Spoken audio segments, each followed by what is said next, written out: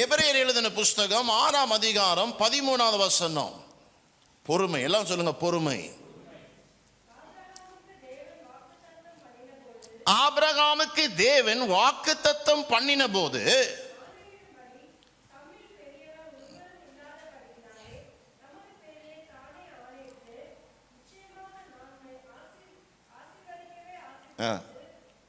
பெருகவே பெருக. ஆண்டவரே ஆணையிடுறார் ஆபிரகாமை பார்த்து, ஆபிரகாமே என் மீது நான் ஆணையிடுகிறேன், நான் உன்னை ஆசீர்வதிக்கவே ஆசீர்வதித்து உன்னை பெருகவே பெருக பண்ணுவேன். இதுக்கு மேல என்ன ஷுவரிட்டி வேணும்? கர்த்தரே ஷுவரிட்டி. ஆண்டவர் சொல்றாருப்பா, இவன் அவன்ல ஷுவரிட்டி, நான் தான் உனக்கு ஷுவரிட்டி. ஹல்லேலூயா.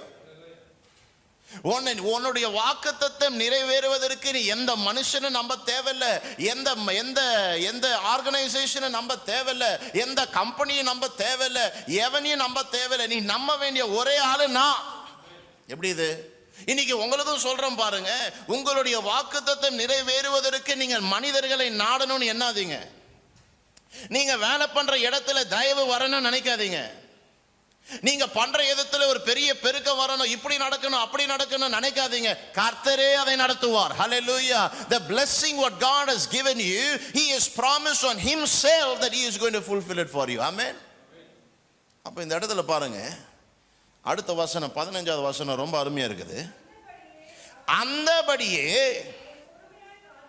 அவன் பொறுமையாய் காத்திருந்து, எல்லாரும் சொல்லுங்க, பொறுமை செயலை நடத்தும். இப்போதான் நம்ம வாசிச்சேன், பேஷன்ஸ் வில் ஒர்க் சொன்னேன்ல உங்களுக்கு. அப்போ கர்த்தரே அவர் மீது ஆணையிட்ட ஒரு வாக்குத்தத்தத்தை ஆபிரகாம் எப்படி சுதந்தரித்துக் கொள்ளுகிறார் என்றால் பொறுமையினாலே. வாசிச்சு முடியுங்க அந்த வசனத்தை.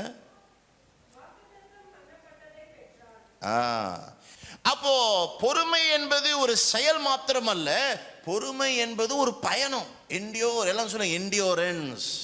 என்டியோரன்ஸ்னா அப்படியே நின்று அடி வாங்குறது இல்லைங்க. என்டியோரன்ஸ் இஸ் எ ஜெர்னி. உங்க வாழ்க்கையில் அப்படியே தூங்கும் போது தூக்கம் வராமல் இருக்கலாம், நீங்க செய்யற செயல்பாடுகள்லாம் செயல்படாமல் இருக்கலாம், எதுவும் வாய்க்காம இருக்கலாம், நீங்க போகிற பாதையெல்லாம் கரடு முரடான பாதையா இருக்கலாம், எல்லாமே நெகட்டிவா நடக்கலாம். ஆனா நீங்கள் பொறுமையா இருக்கிறீர்கள் என்று, பொறுமையா இருப்பீர்கள் என்றால் அந்த பயணத்தை விட்டு நீங்க வெளியே வந்துட்டு இருக்கீங்கன்னு அர்த்தம். ஹல்லேலூயா. பிரதர் எனக்கு தெரியல பிரதர், இன்னும் எவ்வளவு காலம் பிரதர் இந்த 7:30? எனக்கு நிறைய பேருக்கு 7:30 எப்போ முடியணும் தெரில.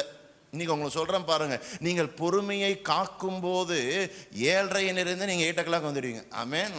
8லேருந்து 9 வந்துடுவீங்க. ஹல்லேலூயா. சீக்கிரமா 12க்கு போயிடுவீங்க. அதுதான் மாற்றத்தினுடைய நேரம். ஆமென். சும்மா உதாரணமா சொல்றேன் உங்களுக்கு. நிறைய பேர் அப்படி கூப்பிடுறாங்க பாருங்க, எனக்கு நிறைய இமெயில்ஸ் வரும் பாருங்க. நிறைய பேர் ஃபோன், பிரதர் எனக்கு ரொம்ப கஷ்டமா இருக்குது பிரதர், நான் எவ்வளோனா நான் இது பண்றேன் பிரதர், எத்தனை பேருக்கு தான் பிரதர் நான் காணிக்கை அனுப்புறது, இந்த கொடூரமான நாட்கள் எப்போ முடியும் தெரியலையே. நீ பொறுமையை உன் வாழ்க்கையில செயல்பட தொடங்கிட்டனா இந்த 7:30 விட்டு நீ கடகடன் வெளியே வந்துடுவ. ஹல்லேலூயா. பொறுமையாய் நீ காக்க காக்க காக்க உன்னுடைய சாபத்தின் வாசலிருந்து ஆசீர்வாதத்தின் வாசலுக்குள்ளாய் நீ நுழைந்து விடுவாய். ஆமென். எல்லாம் கவனிக்கிறீங்களா? Surely blessing I'll bless you.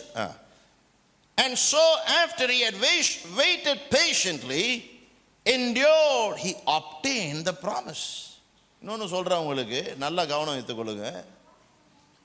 வாக்குத்தத்தத்தை ஆவியிலே பெறுவது என்பது இயேசு கிறிஸ்துவால் நடக்கப்பட்டதான ஒரு ஆசீர்வாதம். அது உங்க வாழ்க்கையில பெறுவதற்கு பொறுமையால் தான் நீங்கள் அதை பெற்றுக்கொள்ள முடியும். ஆமென்.